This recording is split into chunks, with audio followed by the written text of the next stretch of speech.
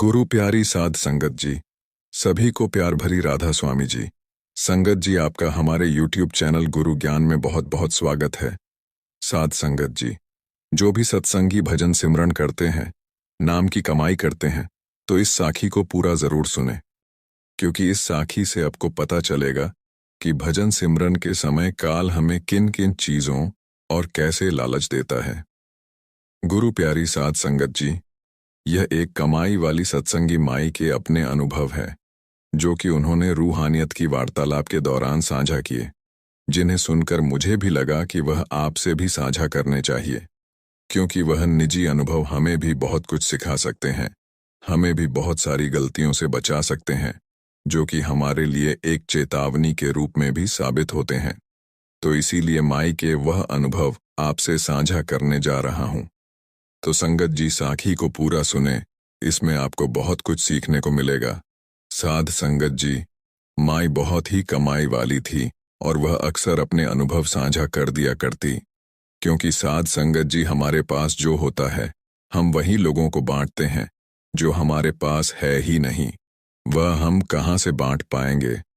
तो जो रूहानियत से जुड़े होते हैं, मालिक से जुड़े होते हैं, वह तो केवल मालिक से जुड़ी ही बातें करते हैं, रूहानियत से जुड़ी ही बातें करते हैं। उनके पास और कुछ बांटने के लिए होता भी नहीं, तो इसलिए वह अक्सर मालिक से जुड़ी बातें करते हैं। संगत जी, माई भी खुले दिल की थी, अक्सर अपने अनुभव साझा कर दिया करती। उनका स्वभाव इतना अच्छा था कि हर कोई उनसे बात करने चला आता, उनसे बात कर कर सभी को अच्छा लगता, और वह मजाक भी बहुत करती, जो कि लोगों को पसंद भी आता। वह अक्सर मालिक से जुड़ी बातें करती, रूहानियत से जुड़ी बातें करती। साध संगत जी, रूहानियत के इस मार्ग पर ऐसे बहुत सारे सत्संगी हैं, जिनके अपने अपने अनुभव हैं, उनकी अपनी अपनी बातें हैं, जो कि जितनी सुनाई जाए उतनी ही कम है। इस मार्ग पर हर एक सत्संगी के अपने अपने अलग अलग अनुभव हैं।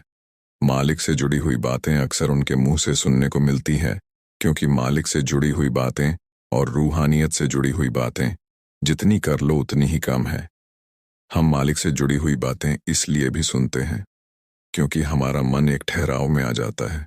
रूहानियत की बातें सुनकर हमारा मन स्थिर हो जाता है, और हमारे मन के अंदर भी उस कुल मालिक से मिलने की तड़प जाग उठती है। साध संगत जी, जब भी हम मालिक से जुड़ी हुई बातें करते हैं, गुरु घर की बातें करते हैं, क्योंकि जिस घड़ी में उसको याद किया जाता है, वह घड़ी उसके द्वार में लिखी जाती है। इसलिए मालिक से जुड़ी हुई बातें, रूहानियत से जुड़ी हुई बातें जितनी कर लो उतनी ही कम है। इसीलिए तो सत्संग में अक्सर फरमाया जाता है कि भाई अपने ध्यान को मालिक की तरफ लगाओ, सत्संग में जाओ, सेवा में जाओ, ताकि आपका मन मालिक की तरफ लग सके, आपका मन शांत हो सके। और जो सत्संगी अक्सर मालिक की जुड़ी बातें करते हैं या फिर मालिक से जुड़ी बातें सुनते हैं, तब मालिक भी देख रहा होता है कि मेरे बच्चे मेरे बारे में चर्चा कर रहे हैं। वह घड़ी उसके मालिक के द्वार में लिखी जाती है। साध संगत जी, इसी तरह माई को भी मालिक से जुड़ी बातें करना बहुत अच्छा लगता था।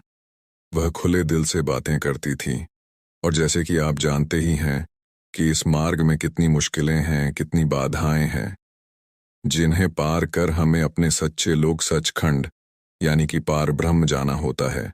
वही हमारा सच्चा लोक है, जहां वह कुल मालिक रहता है। लेकिन उससे पहले हमें रूहानियत का सफर तय करना होता है, जो कि करना इतना आसान नहीं है। अगर सद्गुरु की कृपा हो, मालिक की कृपा हो, तो ही हम उस तक पहुंच सकते हैं, नहीं तो नहीं पहुंच सकते, क्योंकि इस मार्ग पर बहुत रुकावटें आती है। कभी मन हम पर हावी हो जाता है, कभी कोई ताकत हमें रोकती है। ऐसी बहुत ताकतें हैं जो हमें इस मार्ग पर चलने से रोकती है। तो उस माई के साथ भी कुछ ऐसा ही हुआ। माई कहती है कि मुझे रोजाना भजन सिमरन में रस आता और मेरा सफर चलता रहता। लेकिन एक दिन क्या हुआ कि मेरे सामने काल आ गया और मेरी उससे वार्तालाप हुई। काल ने पहले मुझे डराने की कोशिश की, लेकिन मैंने नाम सिमरन पर जोर दिया। नाम सिमरन को जोर से करना शुरू कर दिया, क्योंकि जब तक वह नाम रूपी शब्द हमारे साथ है, गुरु का साथ बना रहता है।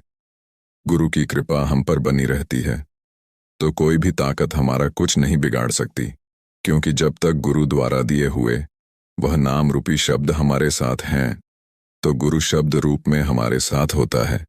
और जैसे कि अक्सर फरमाया जाता है कि अंदर कोई भी आपको डराने की कोशिश करे, कोई भी आपके मार्ग में रुकावट डाले या फिर रुकावट बनने की कोशिश करे, तो आपको डरना नहीं है, डट कर उसका सामना करना है और नाम शब्द पर जोर देना है, नाम को नहीं छोड़ना, क्योंकि केवल वही एक हमारा सहारा है जिसके जरिए हमने अपने सच्चे लोग जानी सचखंड जाना है, पारब्रह्म जाना है। जब काल माई के सामने प्रकट हो गया, माई की वार्तालाप उससे हुई। माई कहती है कि काल मुझे कहता है कि छोड़ो ये सब, मैं तुम्हें दुनिया का ऐशो आराम देता हूं, जितना चाहो उतना पैसा देता हूं, सभी वस्तुएं तुम्हारे चरणों में हाजिर करता हूं, बोलो तुम्हें क्या चाहिए, अभी मैं तुम्हारे सामने उसको हाजिर कर दूंगा, तुम्हें किसी चीज की कमी नहीं रहने दूंगा, बोलो तुम्हें किस चीज की कमी है, अभी मैं वह तुम्हें दे देता हूं, लेकिन ये सब छोड़ दो। उसने माई को लालच देना शुरू कर दिया और इतना लालच दे दिया कि माई का मन डोल गया। क्योंकि साध संगत जी, काम क्रोध लोभ मोह अहंकार को खत्म करना इतना आसान नहीं है। जब तक हमारे मन में यह सब चीजें पड़ी हुई हैं तब तक हम मालिक से मिलाप नहीं कर सकते, क्योंकि यह कभी न कभी हम पर हावी हो ही जाती है। तो उस स्थिति में माई पर लोभ हावी हो गया, माई पर लोभ भारी पड़ गया, माई को लालच आ गया, तो माई ने उसकी बातों में हामी भर दी। काल समझ चुका था, तो उस दिन के बाद माई को किसी चीज की कमी नहीं हुई। उनके घर पैसा ही पैसा आता गया, उनके सभी रुके हुए काम चलने लगे, सभी काम बनने लगे, किसी चीज की कोई कमी नहीं रही, हर चीजों उन्हें मिलने लगी। आसपास के लोग भी हैरान हो गए कि यह क्या हो रहा है, इनके पास एकदम ही इतना पैसा कैसे आ गया। वह भी आश्चर्यचकित रह गए, लेकिन उन्हें क्या पता था कि यह कैसे हुआ है। साध संगत जी, माई कहती है कि मेरे पास वह सब कुछ आता गया जो कि एक दुनिया के ऐशो आराम के लिए काफी होता है। मुझे किसी चीज की कमी नहीं रही, सब कुछ मुझे मिल गया। मेरे बच्चों के कारोबार अच्छे चलने लगे, अच्छा पैसा आने लगा, लेकिन मेरा भजन सिमरन कम होता गया, ध्यान कम होता गया। फिर एक दिन तो ऐसा हुआ कि भजन सिमरन करने को मन ही नहीं किया, और ऐसे धीरे धीरे भजन सिमरन कम होता गया। माई कहती हैं कि पहले जो भजन सिमरन में रस आता था वह भी अब ना रहा। पहले जो बात बनती थी, ध्यान में रस आता था, अंदर आनंद प्रफुल्लित होता था, वह अब नहीं रहा। मुझे ऐसे लगने लगा कि जैसे कुछ रुक सा गया, जैसे कि मेरा रूहानी सफर रुक गया है और धीरे धीरे कम होता जा रहा है। मैं पीछे आती जा रही हूँ, गिरती जा रही हूँ। उन्हें ऐसा महसूस होने लगा। एक दिन तो उनका रोना ही निकल गया कि यह क्या हो गया है, कि अब पहले जैसी बात ना रही, अंदर कोई भी आनंद नहीं है, ध्यान नहीं है, भजन सिमरन का रस नहीं है। माई कहती है कि मैं बहुत रोई कि यह मैंने क्या कर दिया। मैं भटक गई और पता नहीं अब मुझे वापस वहां तक पहुंचने को कितना समय लग सकता है, क्योंकि मैं हर रोज गिरती ही जा रही हूं और गिरती ही गई हूं, जिसका मुझे अंदाजा भी नहीं। अब तो पहले जैसी बात ना रही। ये सब देख कर माई रोने लग पड़ी कि यह मेरे साथ क्या हो गया, मैंने यह क्या कर दिया, मैंने अपने मन के पीछे लगकर क्या कर दिया। माई कहती हैं कि वह जो ऐशो आराम मुझे मिला, जो सुख मुझे मिला, जो पैसा मुझे मिला, वह सब मुझे खाने को पड़ रहा था, वह मुझे अच्छा नहीं लग रहा था, क्योंकि वह जो भी मुझे मिला था वह मेरे भजन सिमरन के बदले मैं मुझे मिला था, मेरे भजन सिमरन के आनंद के बदले मुझे मिला था। वह मुझे अब अच्छा नहीं लग रहा था, क्योंकि मैं बहुत गिर चुकी थी और ऐसे लग रहा था कि मेरे अंदर से सतगुरु ने वह ताकत वापस ले ली है जो मुझे सचखंड लेकर जाने वाली थी, पार ब्रह्म लेकर जाने वाली थी। उन्हें अपने अंदर खाली खाली सा लगने लगा। इसी बात को लेकर माई बहुत परेशान हो गई और रोने लग गई। उस दिन के बाद आज तक माई की वह बात नहीं बनी जो पहले थी। भले ही उनके पास सब कुछ आ गया, जो कि इस दुनिया में रहने के लिए बहुत है, लेकिन जो अंदर की दौलत है, उसके आगे यह दुनिया की दौलत बहुत ही फीकी है। उसके आगे यह दुनिया की दौलत बहुत कम है।